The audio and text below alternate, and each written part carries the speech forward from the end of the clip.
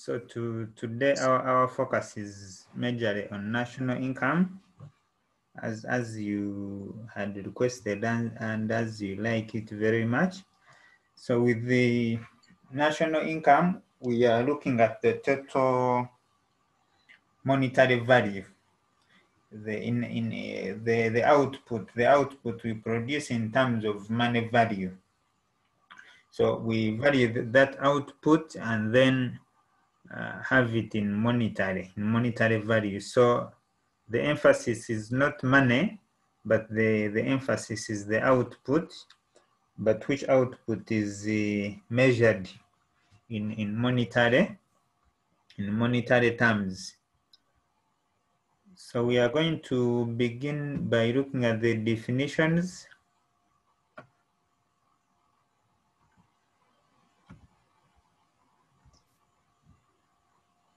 So first of all, we are saying national income is the total monetary value of all the final goods and services produced in an economy out of the productive activities in a given period of time, usually a year. So here we are looking at terms like total monetary value. So we are looking at the value of goods and services in terms of money, which arise from productive activities. So not all the activities are going to be included while compiling this national income. So it should only be from productive activities. So we look at productive activities like farming, like business.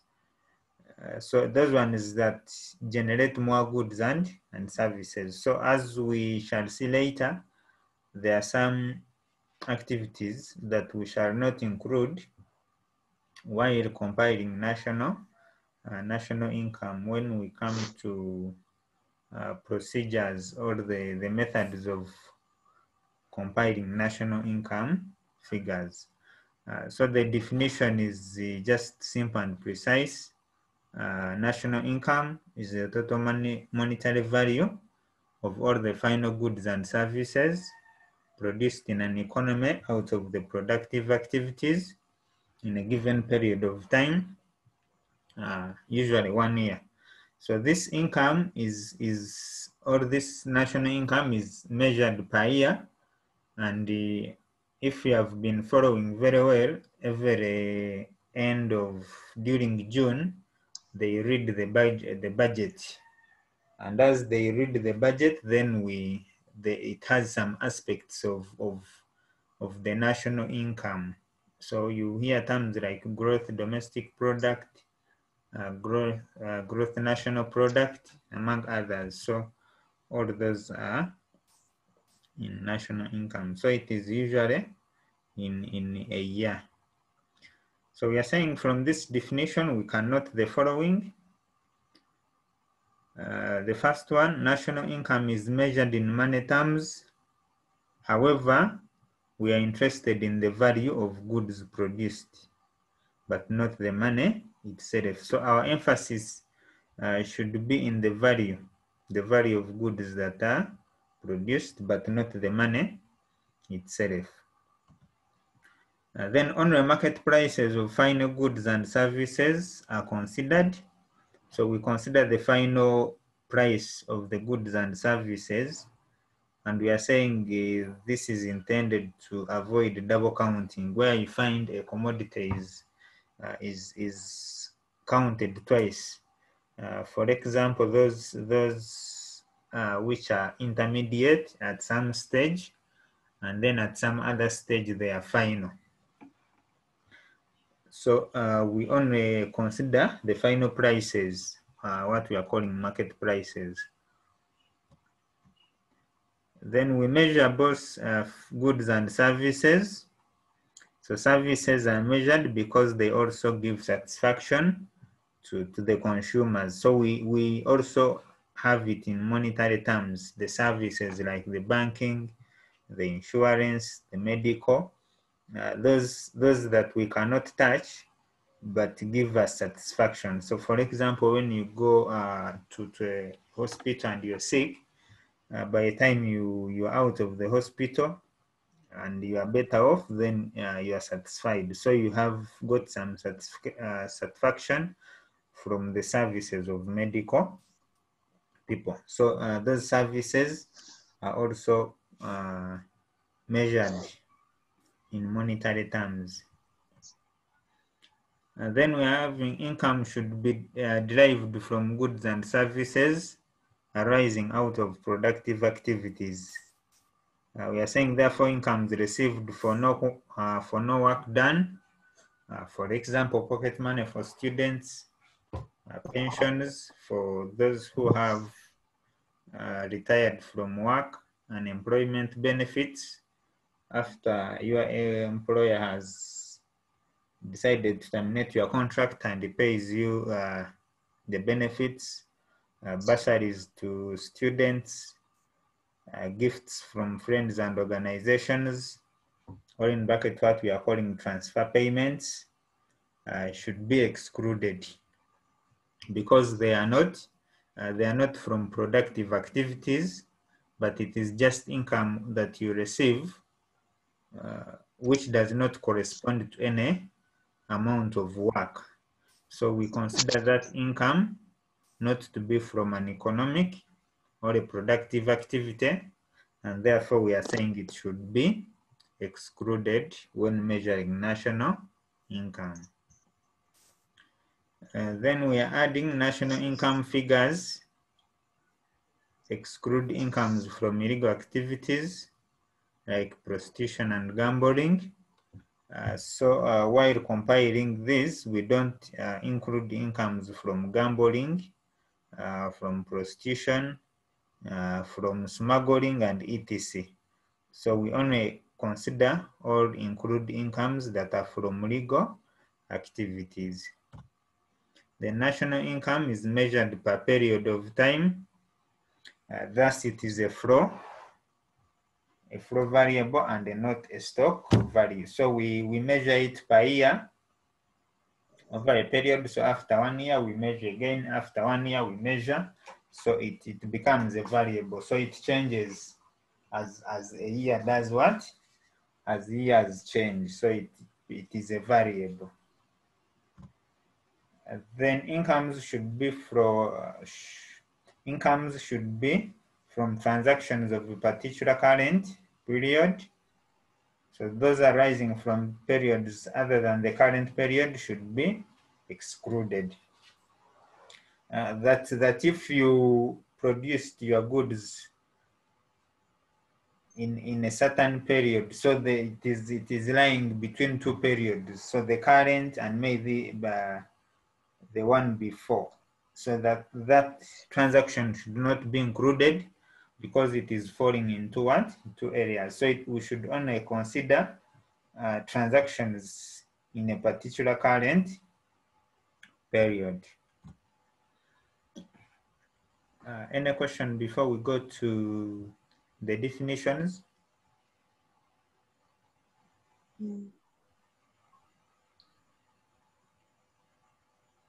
No? Why is money considered a common denominator in national income? Because money is a medium of exchange. So it is easier for us to have our commodities, goods and services valued in money terms, because money is a medium of what? Of exchange, and then it is also a stock of value that we can use to value it. It is also used as unit of account that it can help us to compare two or more items. So that is why we use the money. But specifically, we are not using the money itself, but we are converting them into monetary value. So we are just looking at the value of the goods in terms of money, but not the money itself, as one of the points had suggested. Is it okay? Yes. Okay.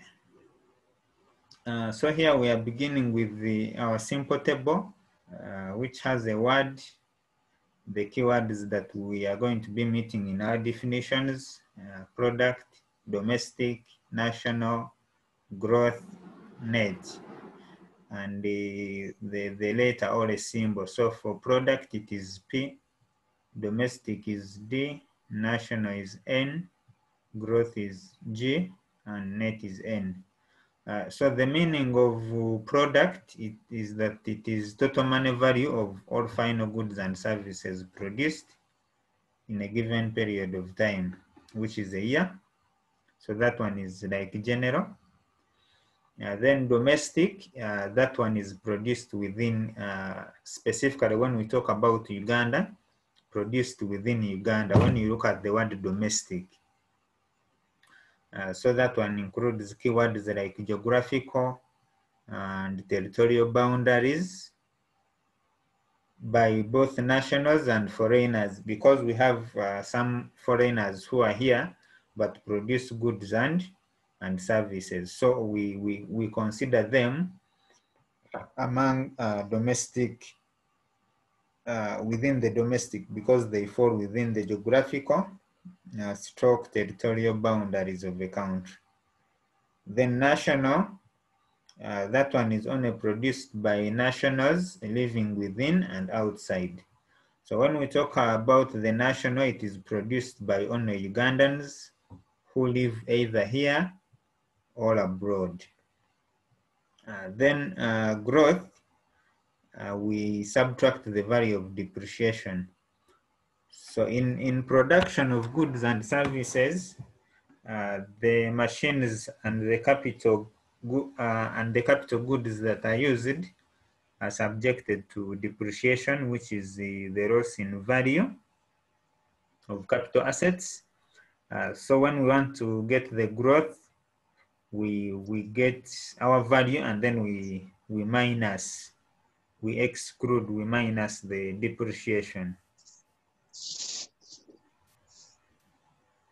No, the growth is includes. Then it's the net that does exclude the value of depreciation. So with growth, you are looking at what you have at the end without considering the costs.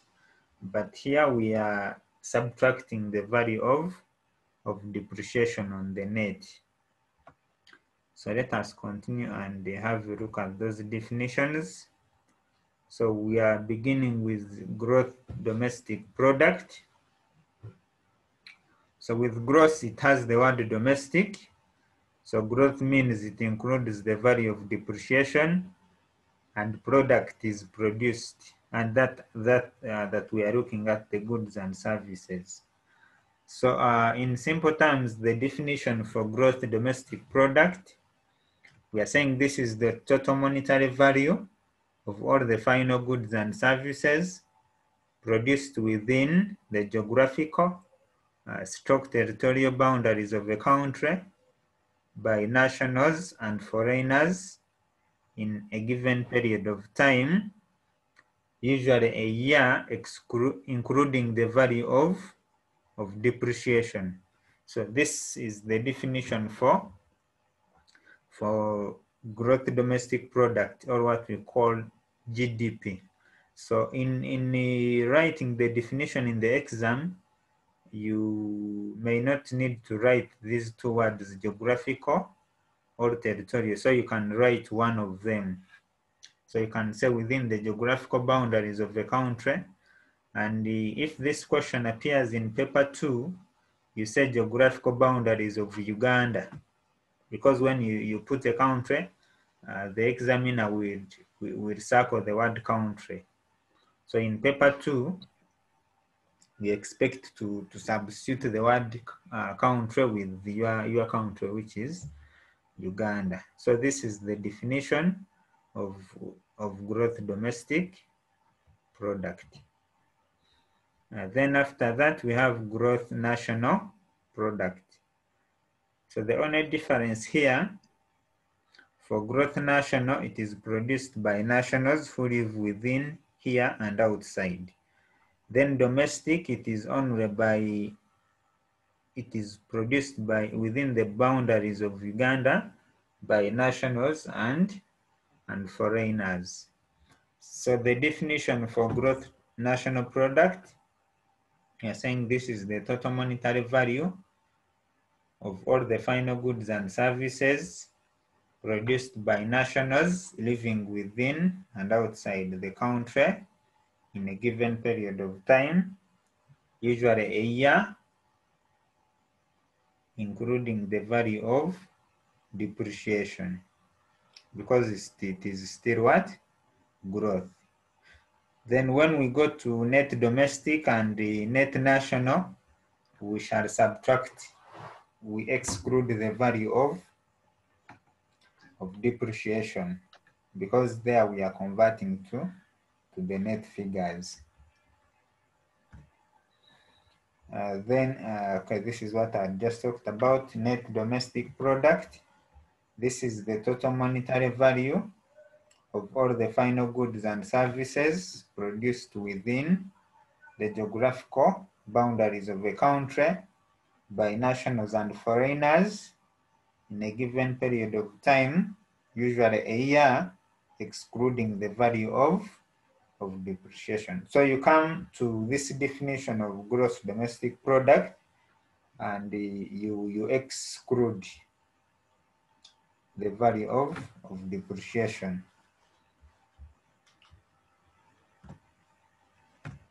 Then net national product, we say this is the total monetary value of all the final goods and services produced by nationals living within and outside the country in a given period of time, usually a year, excluding the value of depreciation. So these definitions are almost the same, but you just change some few keywords to get the right answer. Then we go to another table where we have a keyword as factor cost, and the letter is FC. Then we have market price, MOP. So the factor cost, our goods and services are going to be valued at prices of factors of production.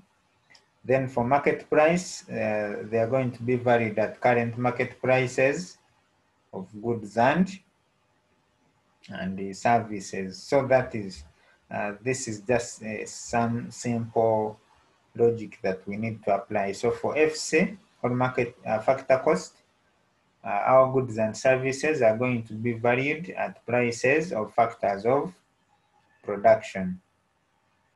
Then at market price, they are going to be valued at current market prices of goods and services. So let us begin with one, gross domestic product at factor cost. So we are saying it refers to the total monetary value of all the final goods and services produced within the geographical boundaries of a country by nationals and foreigners in a given period of time, usually a year, including the value of depreciation, valued at prices of factors of production.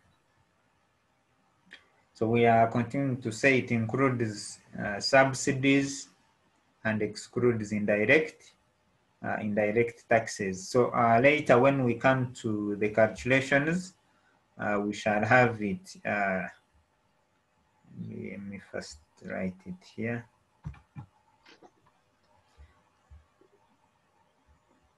So we shall have it that GDP at factor cost will be equal to what we shall get there, GDP, which should be growth. Then we shall, it includes, we add subsidies, excludes indirect taxes,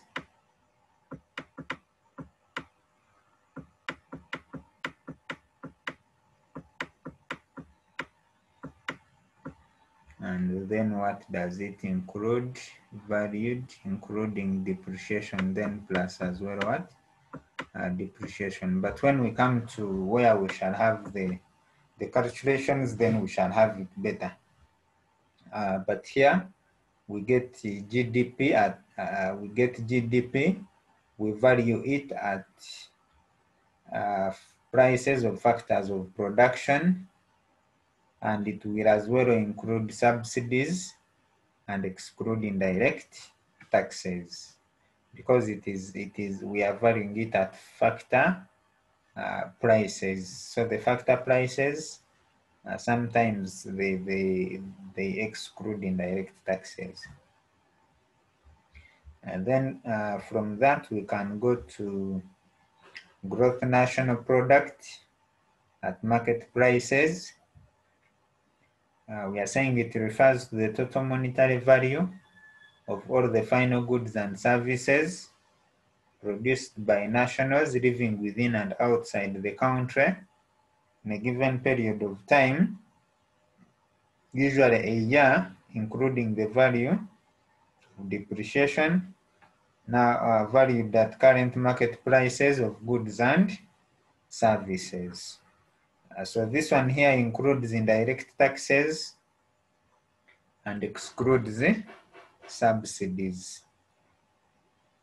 So why we add the subsidies on factor cost? Because these ones, the factors, sometimes the government gives them some subsidization in form of money or in kind to reduce their cost of production, produce more goods and services. But after producing and the goods are already in the market, then there is no way how the government may come in to subsidize the prices, to subsidize your costs of production.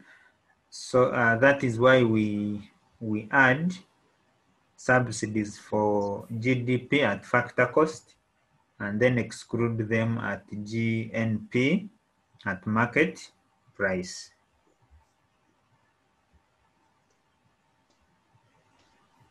Any questions so far? No. Okay.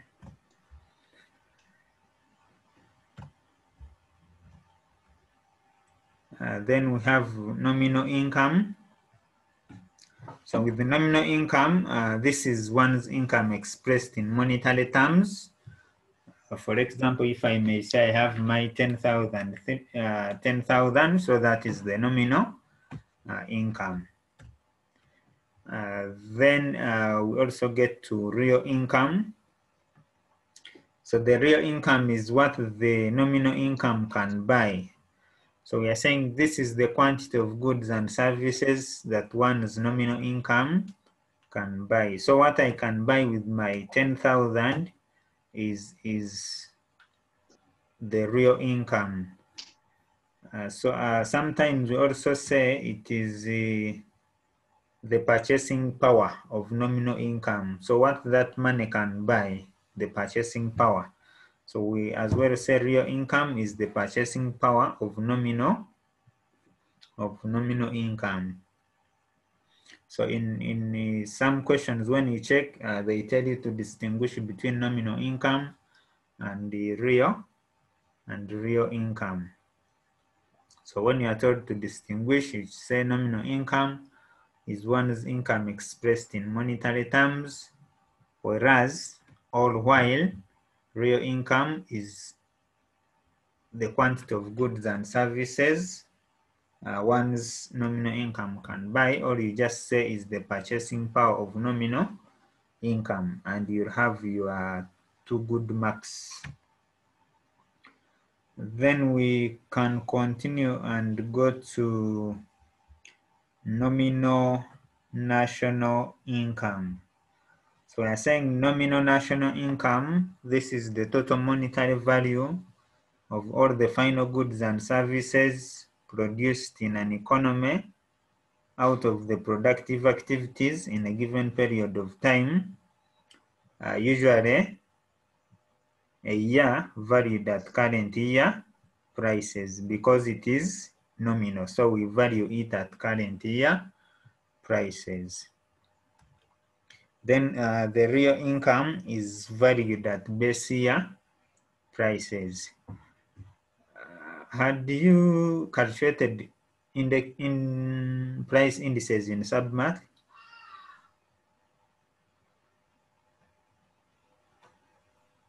Price indices? Yes. Yes. So you looked at the words like base year and the current year. And in a base year, it is a year where prices are relatively stable. So when the prices are relatively stable, then we can say that is our real national income, because there the money had value. So it bought more of goods and services. So we can base on that to say that the real national income is the total monetary value of all final goods and services produced in an economy out of productive activities in a given period of time, usually a year, valued at base year prices. Then the nominal are valued at current year prices. So still, when they bring a question such as distinguish between nominal national income and the real national income, you give these two definitions separated by the word while or whereas. Then we go to nominal gross domestic product. So what we just change, we include their valued at current year prices in our former definition of gross domestic product. We just come and add this word valued at current year prices. So it is still the same with the real gross domestic product. So we shall value it at base year prices. So I think these ones remain the same, only that we are adding some few words.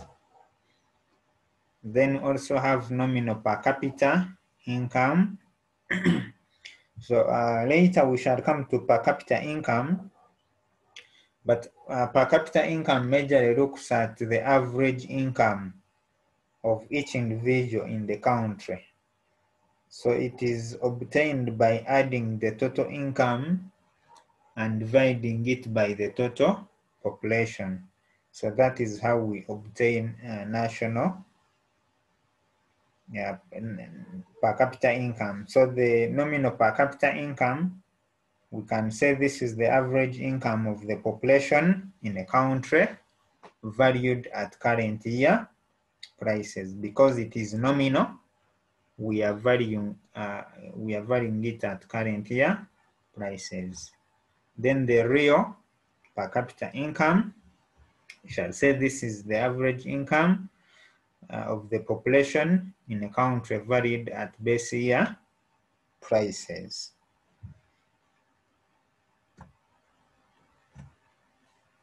Then depreciation or what we call capital consumption. So we are saying this is the loss in value of capital assets through wear and tear arising out of their usage in the production process over a given period of time. That as these capital assets are being used, they will lose value. So far through wearing and tear, which arises because we use them. So as you use it, it depreciates in value, it loses value. So that is in economics or in business, they call it depreciation or capital consumption. And then we have depreciation value or capital consumption allowance. So that one is now the money which is put aside to cater for wear and tear of capital assets of a firm. So the amount of money put aside to cater for the depreciation of capital assets is the one we call depreciation value. or capital consumption allowance. So still a question here may come, differentiate between capital consumption and capital consumption allowance. So still you give the two definitions separated by the word while or whereas. Then we have personal income.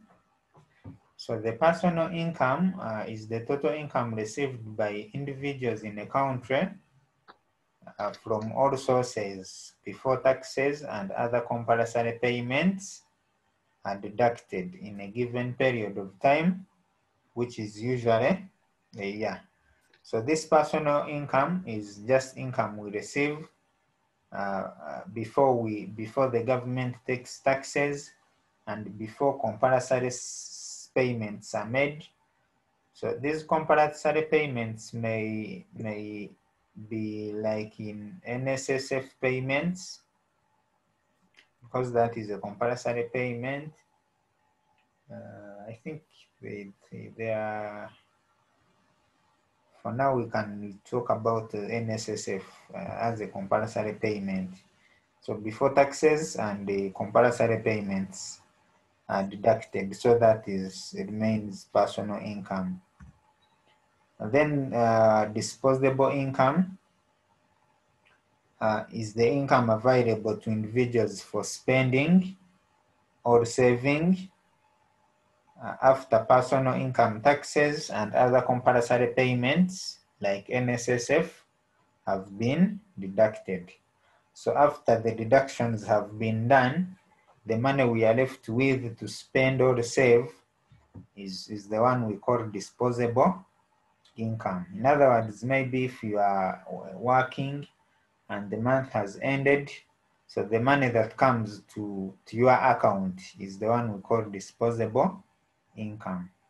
Then the personal income is the income which is reflected on the payroll or on your employer, or in the contract you signed with the employer that I'm going to pay you 1.5 million, but at the end of the month you expect that tax, you're going to deduct taxes, then deduct NSSF if you are not a government employee, and then the balance will be sent to your account. So that balance is the one we call disposable income. So the income that is available for spending. So the question can also come asking you to distinguish between personal income and disposable income. Then we have transfer payments or transfer income, which we had talked briefly about, that this is income or payments made to individuals without corresponding to goods or services rendered. So we are saying they are non-quid pro quo payments. So in other words, you receive that payment without working for it.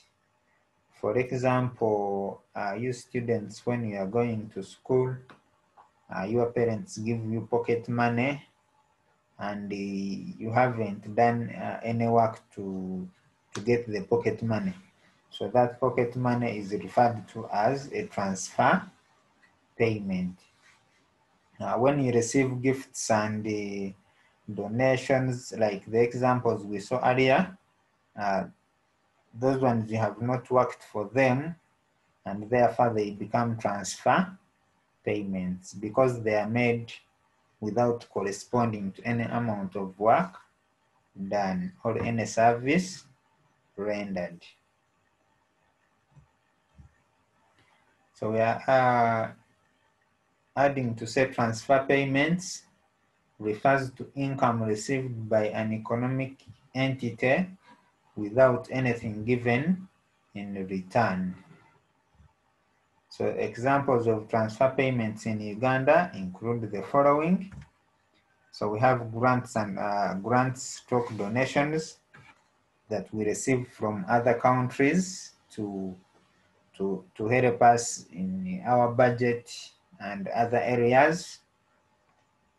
Then we have old age pension, the amount of money that they give to the old people who have retired from work. Then we have students' pocket money, or upkeep to spouses, relatives, and etc. Because they didn't work for it, so it's just money made to them. Then we have bursaries when we are in schools and the schools give us bursaries, and when you also work very hard and get a government course in a good university, so those bursaries is also income received without working for it. However, I think for a bursary we work hard by reading, but it is considered a transfer payment. Then we have sick relief, stroke benefits, stroke allowance, and other forms of relief. So when you are working and maybe when you get sick, they say there is a medical allowance. So when they give you that medical allowance, that medical allowance does not correspond to any amount of work done, and therefore it becomes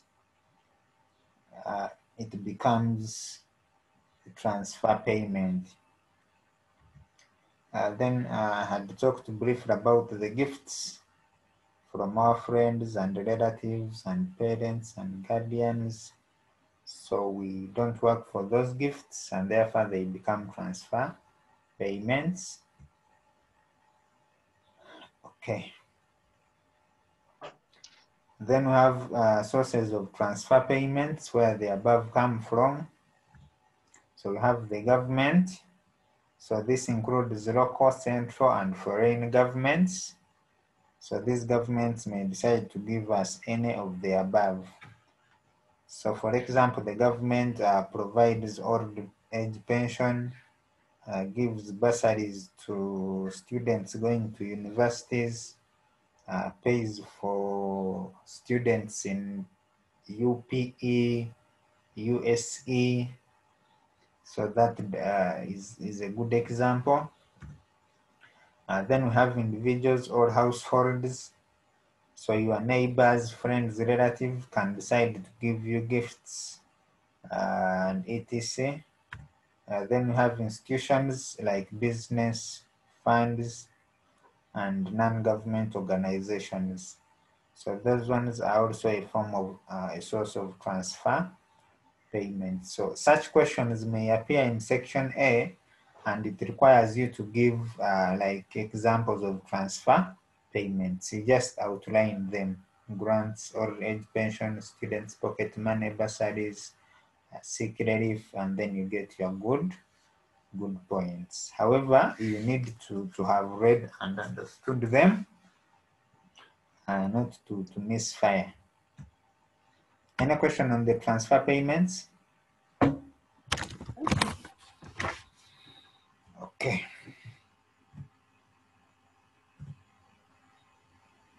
Yes, then we continue with our definitions. We have net income from abroad, or what we are saying net property income. So we are saying net property income is the difference between property incomes earned by nationals abroad and property income earned by foreigners in the country.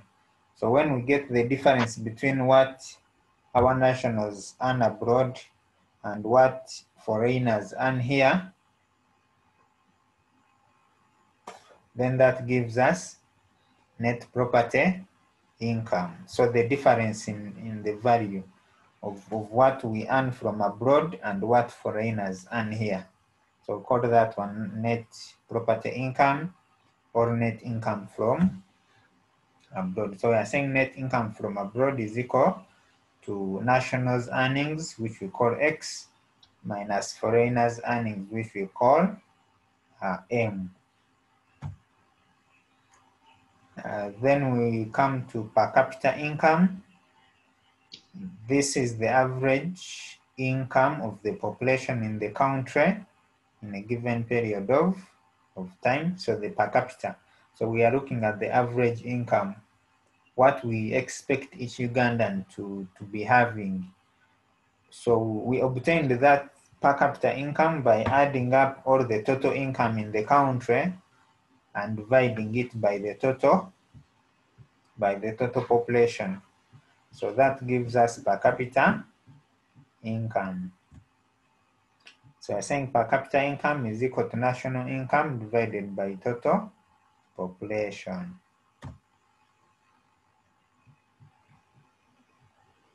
Or we can say per capita income is gross domestic product divided by total population. All that should give us relatively the same answer. Then also have income per factor.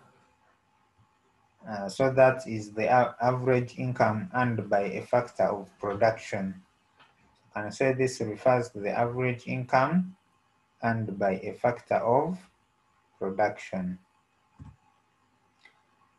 So it is equal to total national income divided by total number of effective labor, those who are actively involved in working.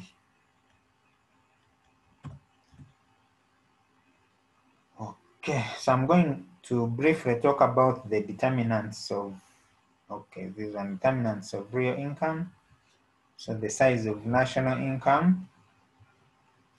So when the size of national income is high, the real income is also high because we have ability to purchase more goods and services. But majorly these ones are for section A. Then also have the size of disposable income. So we level of taxation. So a big size of the disposable income or a large size will lead to high real income because we are left with a lot of income that we can use to buy more goods and services. But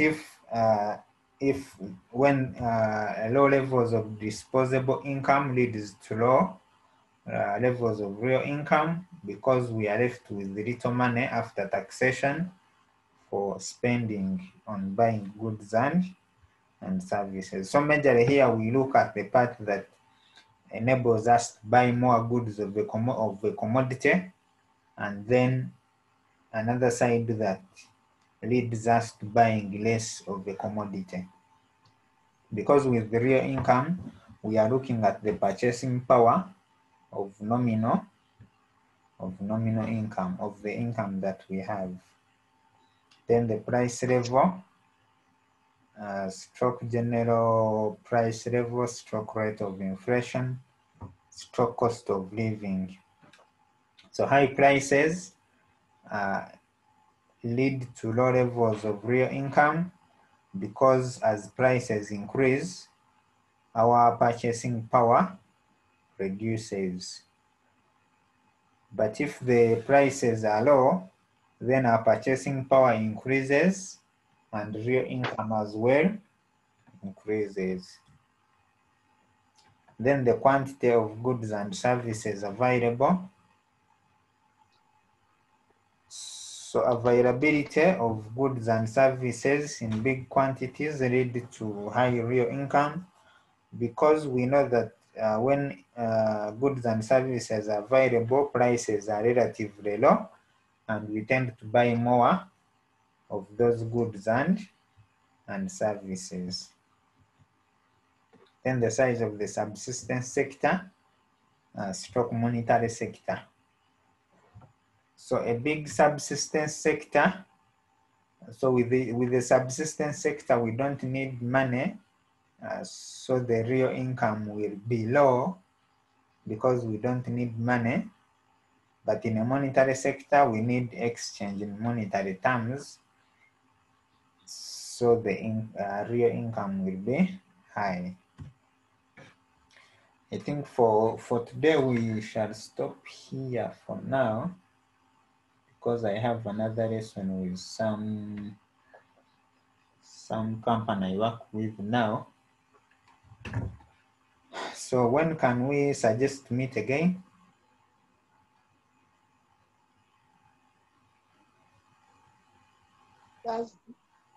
Thursday.